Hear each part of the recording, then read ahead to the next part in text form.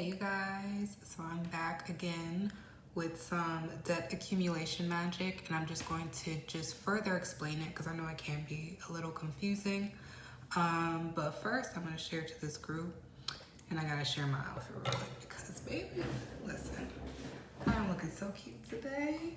I fucking love this. This is from Blushmark, by the way, in case you want to get it, because I'm looking so good. I feel amazing. Energy on 3000. Okay, so I'm going to just read off of my post that I made, just in case anyone who hasn't heard the post or read the post, you guys can get a general idea of what the accumulation magic is itself. So I'm going to do that real quick. So I'm going to read it off. Here's a little something to add to your spiritual arsenal. Been holding off for the perfect time to talk about this, but if you know about bank loans, when you borrow from them and are in debt and you don't have enough money to pay them back, they take all your shit. It essentially works the same way. So if someone gets access to your energy, your mind, your dreams, etc., it doesn't even have to be necessarily in your energetic astral life. It can be your physical life as well. So keep that in mind.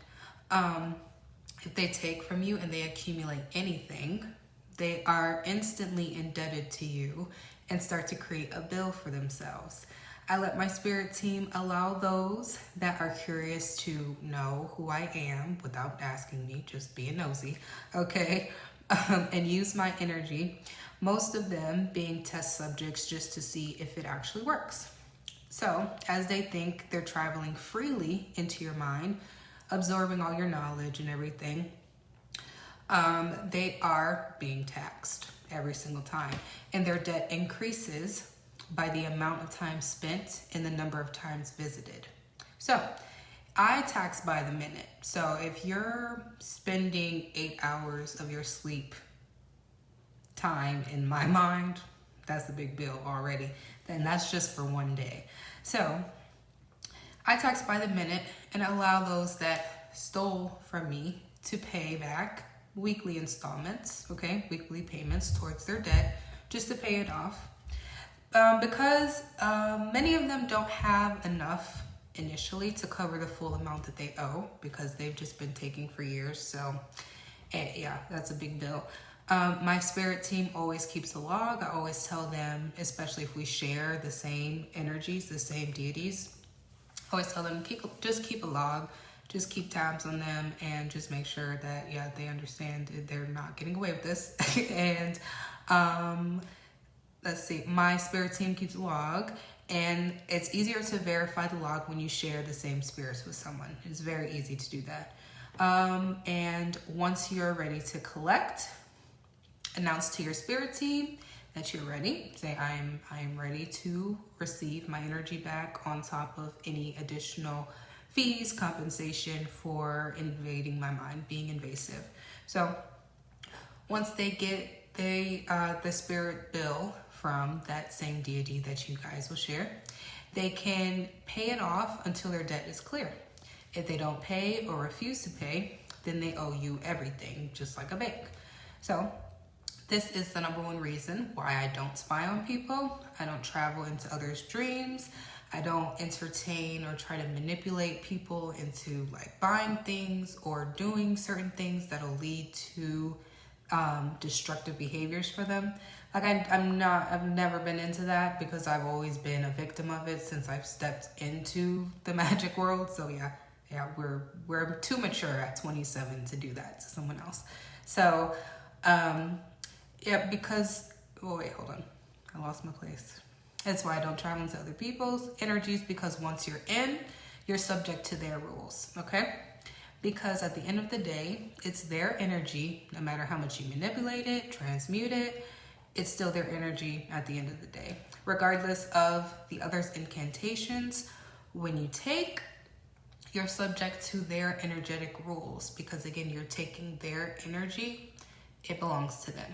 You can manipulate it, you can try to transmute it, but at the end of the day, their energetic signature is still somewhere up in there, So, yeah, I've seen people try to escape this. It's a form of justice, and it's not pretty, okay? So, as your team sends out the spirit bill to those that thought your energy was free to tap into, they can either decline and get serious consequences, including death, if their debt accumulated is great enough, or they can pay you back either with the energy that they stole or financially. So I also set up stipulations, so any place my energy has touched in their life, all things accumulated using that energy, even the tiniest drop, it slowly rots from the inside out. And this is if they don't want to pay or refuse to pay, or they just think it's a joke. It's just going to slowly just dissolve everything out of their life. And so either way, I get energetic compensation from them accessing my energy. Debt accumulation magic is honestly the simplest and easiest way to guarantee no one gets away with taking anything from you unscathed. Simple concept, but it takes a while to plan with your ancestors and your spirit team to create one that's right for you. So I highly recommend going into meditation a couple of times, understanding that, your spirit team is always there. Your spirit team is always working with you, regardless if you share the same energies, they're going to help you out. So don't let anyone scare you if they think they have a spirit like on lock and they're unmovable, unscapable, because that's just not the case. It's too many people for someone to just, have a hold on a deity like that. It's a perception of power that honestly, it's sad that people still think that they own deities to this day. I don't get it, but it is what it is. So make sure that your spirits are always around watching and keeping tabs. Oh, well, yeah, wait, hold on, sorry. Make sure you remember that your spirits are always around watching and keeping tabs. So you don't have to. You don't even have to lift a finger. They're always around. Spirits, especially if you work with the Fae. Like I said, the Fae can be a pin, okay? Like the Fae, they can hide as anything, just like any other spirit. So keep your spirits fed, keep your ancestors fed, and sit back while the money and the energy comes back to you. And this is also great when paired with my Total Recall candle. It's available on my website. I've definitely upgraded that, so you might want to get on that action, okay? I literally seen this candle rip the rug from under people's feet within 24 hours. And good luck out there, and protect your energy at all costs. So that was the post. And I'm just going to go into just a little bit more about, hold on, let me get the music going. Just a little bit more about starting your contracts. Mainly because a lot of us don't know where to begin. It's the vast majority of people don't understand that you can have spiritual contracts in the physical. A lot of people don't understand the concept of spiritual contracts. So this is just another way to have a spiritual contract without it being a contract with a spirit. It's a contract with your own energy, basically. And anyone who enters in your energy or tries to violate that, they are subject to your rules. It's just what it is. You can try to run, but I do not recommend doing that, okay? Especially if you've accumulated enough debt to where it equals the value of your life. I don't really like to come off as like I'm threatening people, mainly because I have so much love, like I have so much good things going on in my life. I try not to focus on anyone who's trying to make bad happen.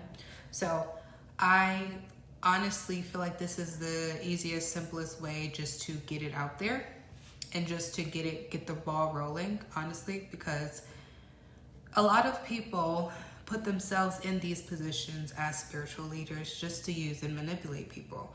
Unfortunately, it goes on a lot more than you will realize, and being in the spiritual community is not something that I want to perpetuate. It's something that I want to help y'all protect yourselves from.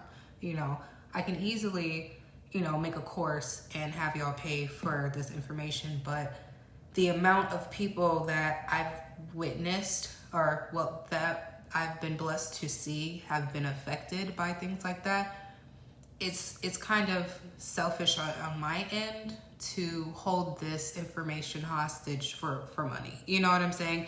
So I get compensated in so many different ways. I'm not really out here trying to, profit off of my knowledge, because I got a lot of it. So if I am able to share certain things, I have to consult with, my team and everything. And if I'm able to share, I will gladly share. So these are things that you can do just to prevent people from thinking that they can try you. Honestly, I feel like for a lot of people, the worst part is some people put themselves in your life as a friend in order to take from you. So that's why I say, with putting a password on your altar and things like that, and not calling your altar an altar, you have to protect yourself, even if these people are your friends. I've seen so many spiritual relationships fall and crumble, and then a war starts, an energetic war. Then they have everything about you. They know everything about you and how you move, how you act, what spirits you go to, things like that. And it's never pretty. So I personally recommend that you all really protect yourselves from the unseen and from the unknown, because you don't really know someone's your enemy until you know that they're your enemy. So I feel like this is a beautiful way to prevent any future problems. What you can do as far as the debt accumulation magic, you can put it so anyone who steps foot in your energy, whether it is in your physical walking life or in the astral life, anyone who enters in where they know they're not supposed to be there, they're just being nosy, or they're prying for information or anything like that, it just taxes. It just starts. As soon as they step foot in, they get a bill. I set the entry fee for my energy, if I did not allow you in and you just want to bombard in, it's $3,000 entry fee. And from there, I tax by the minute. I tax very frequently. So the debt accumulates a lot quicker and a lot larger. So for someone who's just been thinking that they can enter in your energy for free, been doing it for years, that debt increase exponentially. So it's something that, allowing someone to pay weekly installments for, it's a kind way to do it. I was being nice about it.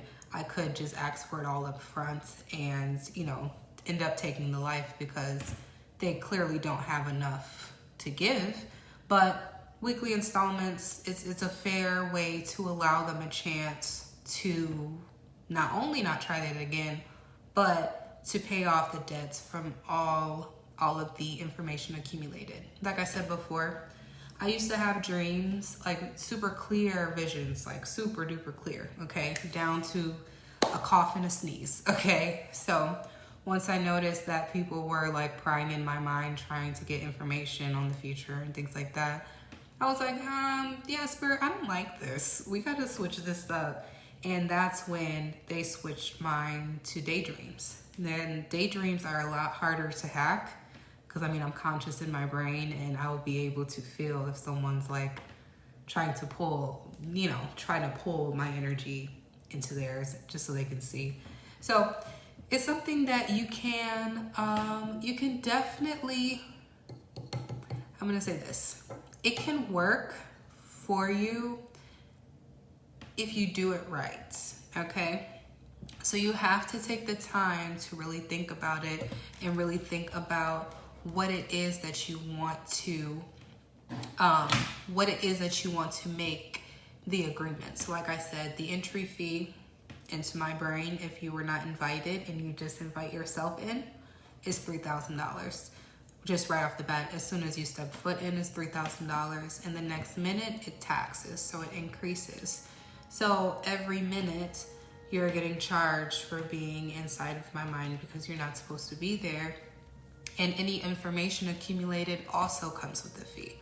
So these things were ever increasing. So basically, if someone's just been in your brain for a long time, they basically owe you their life, basically, at the end of the day, until they pay off all their debt, which it could take a while, depending, because these people that steal from you, they don't know how to accumulate energy themselves. So they're constantly stealing from, robbing Peter to get to Paul, you know?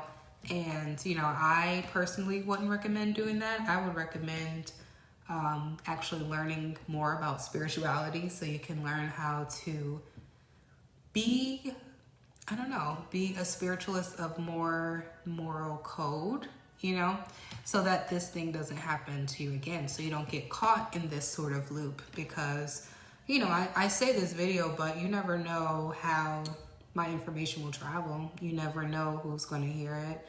You never know who's going to implement it in their life until they tell their spirit team they're ready to collect, you know? And then you just get a giant spirit bill, and you can either pay that off energetically, or you pay it financially, or you pay with your soul at the end of the day.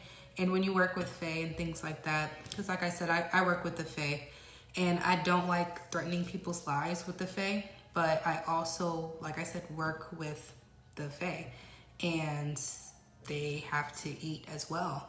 And for some reason, they love helping me with my enemies, so I'm going to allow that. And, you know, I've set up deals in place to where, you know, if someone doesn't pay, then a certain fairy spirit gets to just devour everything. So they stay fed off of this. And that's one way to basically have a continuation of a contract with your spirits and with the Fae. And I use them, you know, to protect others as well as myself. So I highly recommend, if you are using the Fae, to go through Morgana. Again, to go through Morgana Le Fay. She is a very soft energy and a very kind energy. And how she usually arrives in the astral realm is through animals. She's not usually human. She's usually animals in the astral realm. So that's something to pay attention to as well. If you've had, you know, dreams of just like being in a pile of puppies, I don't know. Because, you know, puppies and kittens and things like that, these are very cute, very nurturing, very like sweet energies.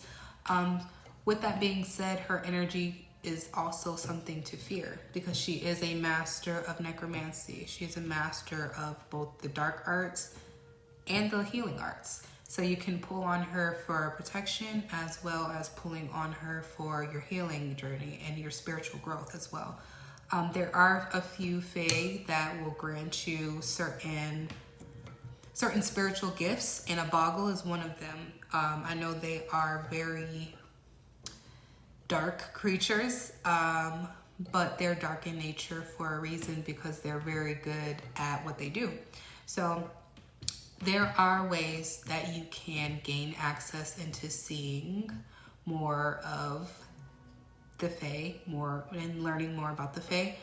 And I just highly recommend that you go through Morgana. Definitely go through Morgana. Don't try to just position to any fairy, okay? And I also want to talk about